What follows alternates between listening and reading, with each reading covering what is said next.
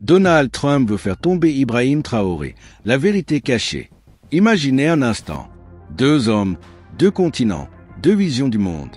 D'un côté, Donald Trump, réélu président des États-Unis en 2024, figure emblématique du nationalisme américain, controversé mais incontournable. De l'autre, Ibrahim Traoré, jeune capitaine devenu président du Burkina Faso, symbole d'une nouvelle résistance africaine, porteur d'espoir pour des millions de personnes. Entre eux, un champ de bataille invisible mais bien réel, le destin des peuples libres.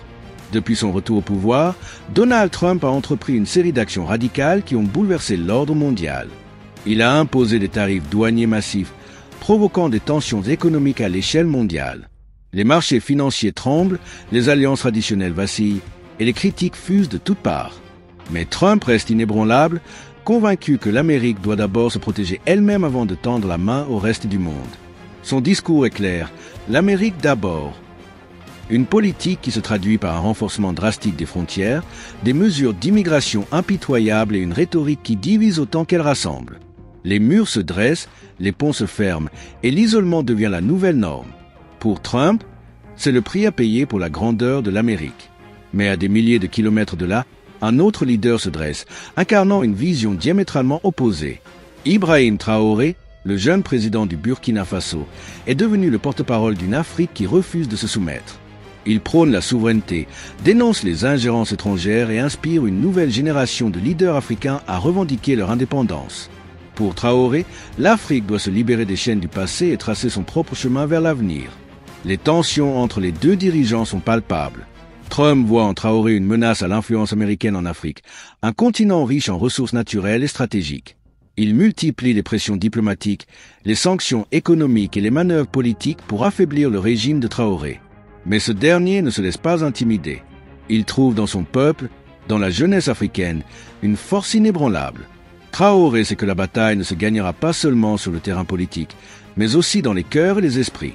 Il parcourt le continent, ralliant à sa cause des milliers de jeunes Africains qui voient en lui un symbole de résistance et d'espoir. Ses discours enflammés résonnent comme un appel à l'unité, à la fierté et à la liberté. Il appelle à une Afrique forte, indépendante, capable de décider de son propre destin. Mais Trump ne recule devant rien. Il utilise tous les leviers à sa disposition pour isoler Traoré sur la scène internationale.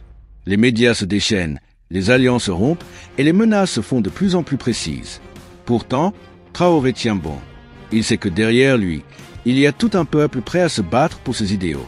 Cette opposition idéologique entre Trump et Traoré pourrait bien être le prélude à une confrontation plus directe. Les enjeux sont immenses, contrôle des ressources naturelles, influence géopolitique, modèle de développement. Chaque camp avance ses pions, conscient que la moindre erreur pourrait être fatale. Mais au-delà des stratégies politiques et des jeux de pouvoir, il y a une réalité humaine qui ne peut être ignorée. Des millions de personnes en Afrique voient en Traoré un espoir, une promesse de jours meilleurs. Ils refusent de se soumettre à des puissances étrangères qui ne cherchent qu'à exploiter leurs richesses. Ils veulent une Afrique libre, souveraine, capable de décider de son propre avenir. Et c'est là que réside la véritable force de Traoré. Il n'est pas seul.